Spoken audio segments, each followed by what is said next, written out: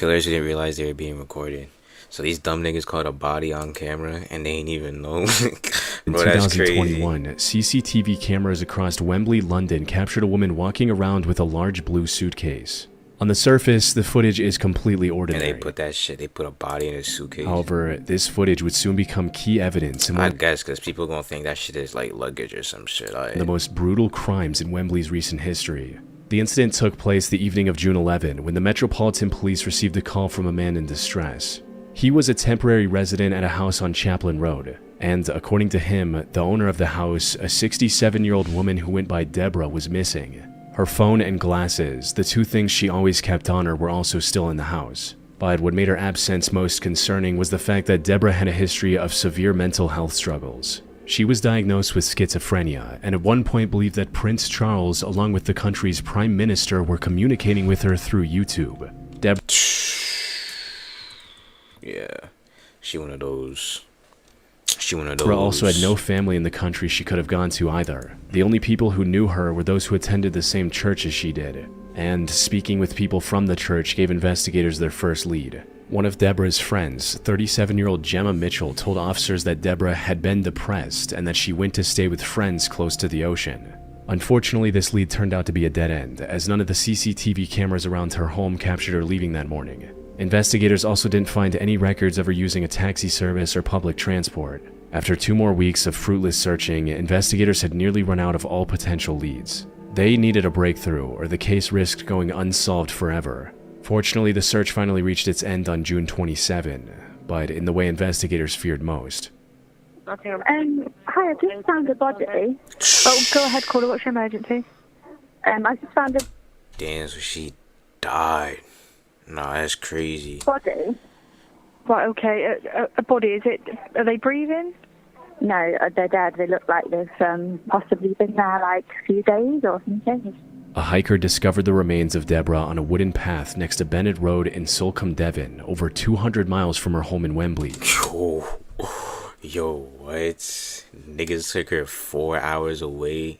Nah, that... Bro, she had to did something, bro. I'm sorry. Somebody kill you and they drive 4 hours away to dump your body? Bro, you did something, bro. The worst part about this discovery, however, was the condition investigators found her in. This wasn't a case of going for a hike and having an accident. Instead, someone had surgically decapitated her head, which was later discovered about 30 feet away from the rest of her body. Autopsy results also showed signs of blunt force trauma to the head. With that, the case shifted from a missing person search to a homicide investigation. However, finding the culprit was going to be easier said than done, largely because Deborah never gave anyone a reason to take her life. Despite her mental health struggles, everyone who knew her described her as extremely kind and compassionate. She was even letting the temporary resident who filed the missing person report live with her for free since he couldn't afford to pay rent. But while Nah, live for free. Nah, that's W. Nah, that's a W right there. That's W. Investigating those closest to her, investigators noticed something suspicious about Gemma. CCTV cameras captured Gemma walking toward Deborah's home with a blue suitcase on the morning of June 11, the same day she went missing at around 6:30 a.m. Hours later, the same cameras captured Gemma walking back, this time with 2 suitcases. She was also struggling more to roll the suitcases, suggesting that, unlike before, they were now heavy. This made Gemma the primary suspect in Deborah's murder, prompting investigators to look into her more closely, which turned out to be the right move. On the 26th of June, CCTV cameras captured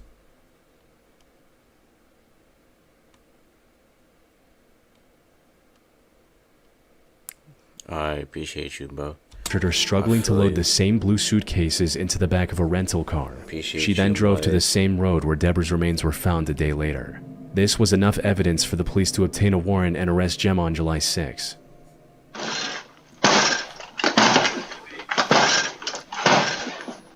Police! Hello there. Hello, how are you? Yeah, good. There's no answer. Sorry, what's your name? Sorry, we were asleep. Are you Gemma? Yeah, I am. Okay, Gemma. Just can you tell me a second? Sure, sure. Come on a second. Sorry, can I Gemma, do you want to come out? Yeah, sure. Yeah, just want to see them. Hand just over to your hands. Alright, Gemma, at this moment, I'm arresting you on suspicion of murder. Gemma didn't even try to plead her innocence and went with the officers without any resistance. Yeah, she knew it was raps, bro. She knew that shit was over with, bro. Like, you can't even lie or say anything, bro. Almost Like, as if she was over. already expecting them to some extent. She also remained silent at the station, answering every question Yeah, she knew she was cooked, bro. with a cold no comment. She knew it was But now that rats. she was under arrest, authorities were able to search her home, and it wasn't long before everything became clear. You see, Gemma lived with her mother in their home on Bronsbury Park. The house was worth over £4 million, but it was in rough shape. So they hired a contractor and paid him over £230,000 for the renovations. Unfortunately, the contractor ran away with the money, leaving Gemma and her mother with an incomplete home and no money to fix it. That's where Deborah stepped in. She knew Gemma from church and considered her a friend. So after learning about her struggle, Deborah offered to pay over £200,000 for the renovations. However, in early 2021, Deborah was admitted to a mental facility where she received treatment for her schizophrenia. This treatment seemed to be very effective, as she was now thinking a lot more clearly. It also resulted in her reconsidering her offer to Gemma and withdrawing it completely by early June. She instead told Gemma to sell the house and use the money to live a good life. Phone records revealed a message she sent to Gemma on June 8, reading, "Until you sold house, I won't want you to come to me or my house. I'm stressed to the core." However, Gemma did not take this kindly, and on the 11th of June, she went to Deborah's home with the intention of ending her life. After committing the crime, she stuffed Deborah's remains in the suitcase and brought it back home, which is why it looked much heavier on the way back, before disposing of her remains in Solcombe 2 weeks later. Her true motive also came to light when investigators discovered a forged will in Gemma's home, naming her and her mother as the sole beneficiaries of Deborah's entire estate.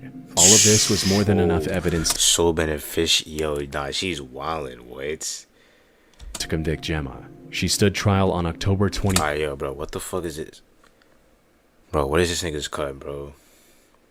Bro, what is this nigga's cut? Oh my, bro, I hate niggas, bro. Bro, I'm gonna just act like I didn't see that shit, bro, and because was that is sentenced to life crazy. in prison with a minimum of 34 years behind bars. On July 7th, 2021, 23-year-old Chandler Halderson went to the local sheriff's office and filed a missing person report for his parents, 50-year-old Bart and 53-year-old Krista. According to Chandler, the two had gone to their family cabin in White Lake on July 2nd to spend the weekend. The last contact he had with them was a message from Krista writing, "Made it safely, can't get anything through, and yes, it's packed. Going to White Lake today for the parade, and we'll come home Monday night/Tuesday early. Love you lots." It was Wednesday now, and the two had still not returned. Their phones were also going straight to voicemail, leaving Chandler with no way to determine their current whereabouts. Now, the simplest explanation was that they simply decided to extend their stay, and that they weren't able to inform Chandler because of the bad cell signal at the cabin, which was a known issue. However, this was completely out of character for them. Bart was extremely punctual and responsible, and Krista was on the verge of losing her job if she didn't return soon. Chandler was understandably worried about the safety of his parents. To make matters more complicated, they didn't go to the cabin on their own. Instead, they were apparently picked up by friends that Chandler didn't know about. Yeah, they got backdoored, gang. It's safe. Officers quickly began looking for the couple while Chandler reached out to local media, hoping someone with information on Bart and Krista might come forward. The most obvious place to look for them was the cabin, but when officers arrived at the location, they were surprised to see it completely empty.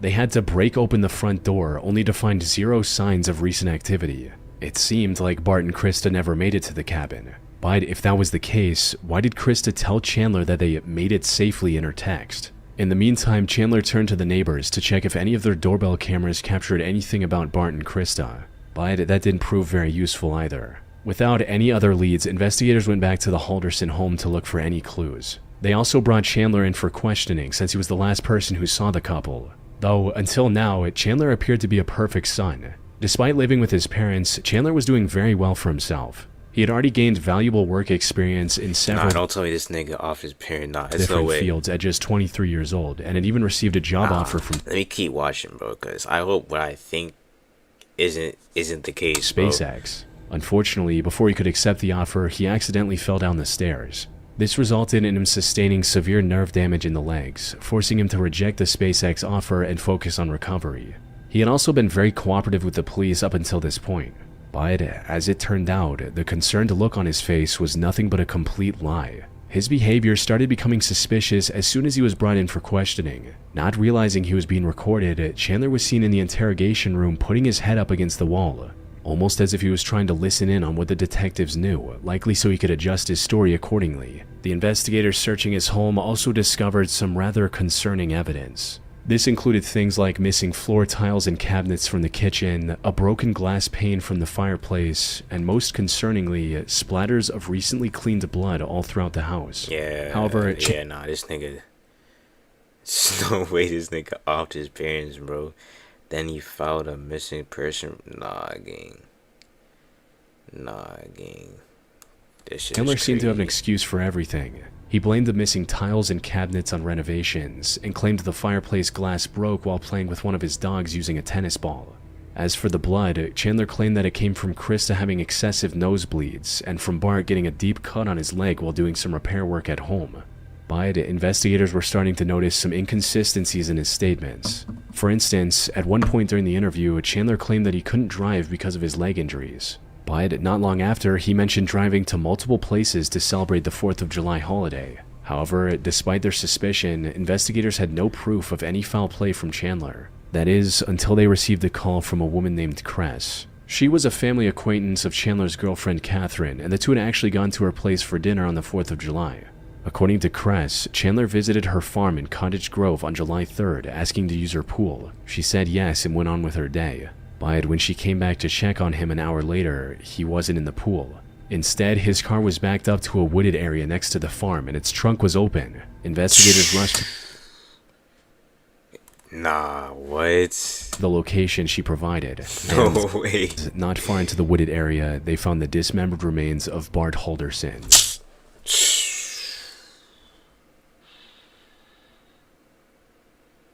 So this nigga killed his own parents, chopped them up, put him in the woods. Then he went and filed a missing person report. Like he tried to fake it. Like he tried to like. Bro, this nigga tried to file a missing person report so he wouldn't be a Wrapped in suspect. tarp That's and why. hidden under some foliage. Around the Alright, it same makes sense time, now. a different group of investigators I got that shit was low-key smart, but like, bro, they gonna catch you either way, bro. Like it don't matter, gang. As soon as you kill somebody, bro, it don't matter how good of an actor you are, bro. They gonna catch you, bro. That DNA shit, bro. That shit is no joke, man. discovered doorbell camera footage that showed the Halderson home in plain That view. shit is no According joke. to this footage, Bart and Krista never stepped foot outside on the morning of July 2nd. In other words, the story of the mystery friends picking them up was a complete lie. But when confronted with this evidence, Chandler stopped talking and asked for a lawyer. You know what happened. We're not going to tell you what happened. You know what happened. You were there when it happened. We're not BSing you, okay? I wasn't there when it happened. Can I?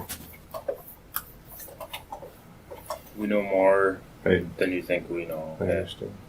But There's people that have told us things. We have evidence. We have proof. More has happened. Okay. So your parents never made it to the cabin, and I think you know that. Okay. So you're asking for an attorney. We're not going to ask any more questions. it's him. Go stand up. You want to stand up? Just come over. Krista's remains were later discovered in an area near the Wisconsin River as well. Fortunately, investigators were able to find enough evidence to piece together exactly what happened between Chandler and his parents, and why. They found Bart and Krista's phones inside the house wrapped in aluminum foil to block signals, confirming they never left the home. Shell casings found in the basement also confirmed that he more than likely shot his parents before dismembering and disposing of their remains. CCTV footage from a nearby supermarket caught him buying the tarp he used to transport Bart. However, the worst of what he did was revealed when investigators found tiny bone fragments in his fireplace. You see, at around 3 a.m. the night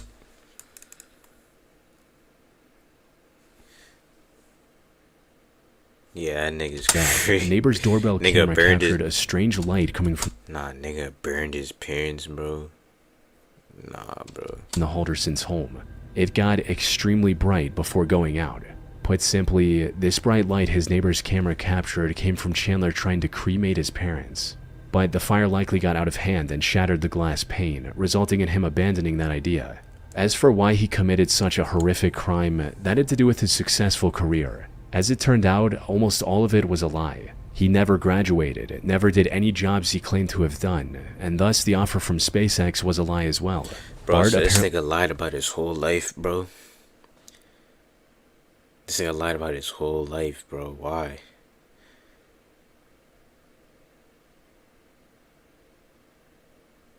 Bro. He found out about it. That's crazy. And instead of facing the consequences of his years-long lie, Chandler decided that it was a better idea to take his parents' lives instead. He stood trial in January 2022 and was sentenced to life in prison without the possibility of parole. On the night of December 28, 2016, a home security camera mounted outside a garage in Albuquerque, New Mexico captured a seemingly bizarre scenario. It showed a hooded figure walk out of the darkness, gently tip over a trash can, and then disappear into the darkness once again. Not long after, the resident of the home noticed the trash can and came to pick it back up before walking back inside. The camera then captured the light from the garage door getting dimmer as it closed. But before it closed all the way, the door seemed to open again with a flashing light illuminating the driveway. This looked quite random at first glance. However, what happened in this footage served as the start to a brutally violent crime that happened in the same house. The story began earlier that night when 54-year-old Don Fluitt dropped off his daughter Sienna at his now ex-wife Christine's house. The next day, Sienna called Don's office, asking if he'd come to work that day. Apparently, he called Sienna every night to say goodnight, but he didn't call the night before, which worried her. And something was definitely not right. Don had never missed work without prior notice before. His phone was also ringing, but he wasn't picking up, which was very out of character for him. Many considered him the most upstanding person they knew, and it wasn't like him to ghost others out of nowhere. So, two of his coworkers decided to check up on him at his house that afternoon. However, when they reached the front door, it swung open. It was already unlocked. They called out Don's name, but when they heard no response, they decided to go inside. Everything in the house looked very normal. That is, until one of the coworkers went to the garage. There, she spotted a dark red streak on the wall behind the parked truck. She stepped closer to take a better look, only to come across what she was dreading the most. She called 911 and first responders rushed to the scene. Sadly, it was already too late for Don. He had several cuts on his body, a deep cut on his neck, and signs of blunt force trauma to his face. By the time his coworkers found him, he had already been dead for several hours. The Albuquerque police immediately launched a murder investigation. However, the only clue they had was this home security footage. It wasn't clear enough to make out the suspect's face, but the footage did suggest the intruder knew Don's habits quite well. He knew his daily routine, and more importantly, he knew Don wouldn't be able to ignore the trash can if it were lying on the ground, giving him the chance to sneak into the garage while Don picked it back up. Oh, nah, that's crazy. Nah, this nigga, yo, these niggas wasn't is a too random smart. burglar or serial killer who. These niggas is too smart. Nah, I don't know how a nigga could think about that shit, bro. Like, bro, these niggas is dead evil. Just saw an opportunity. It was likely someone close to Don. Unfortunately, figuring out who this person was turned out to be near impossible. The first suspect police questioned was Terry Lee White, Christine's now husband. Given Don's history of an intense custody battle against Christine and Terry in the past, investigators began to look for any lingering resentment that could have boiled over into violence. However, when questioned, Terry was able to provide alibis for that night that completely checked out. The next two potential suspects were Don's brother Dennis, who didn't have the best relationship with Don, and the landlord Benny Ruiz. But while neither had a strong alibi, there was also no evidence linking the two to the crime scene.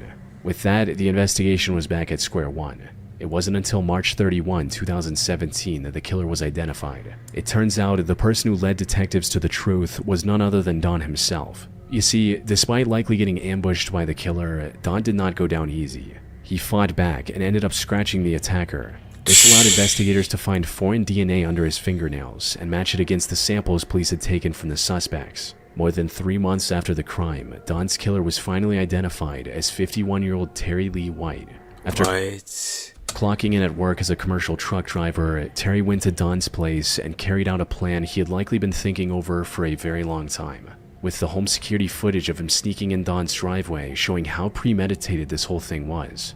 After a brief manhunt, Terry was arrested on April 3rd, 2017 in Arizona. So, this the nigga with the alibis checked out. Nigga, how the fuck did his alibis check out if this nigga did it, bro? Nah, what? about 200 miles So from that means the nigga's ex-wife sent this nigga to kill her ex-husband. Nah, what, bro? You gotta arrest the ex-wife too, bro. Albuquerque. The ex-wife He was stood definitely trial on it. in June 2000. Bro, the ex-wife definitely played a part in this shit too, bro.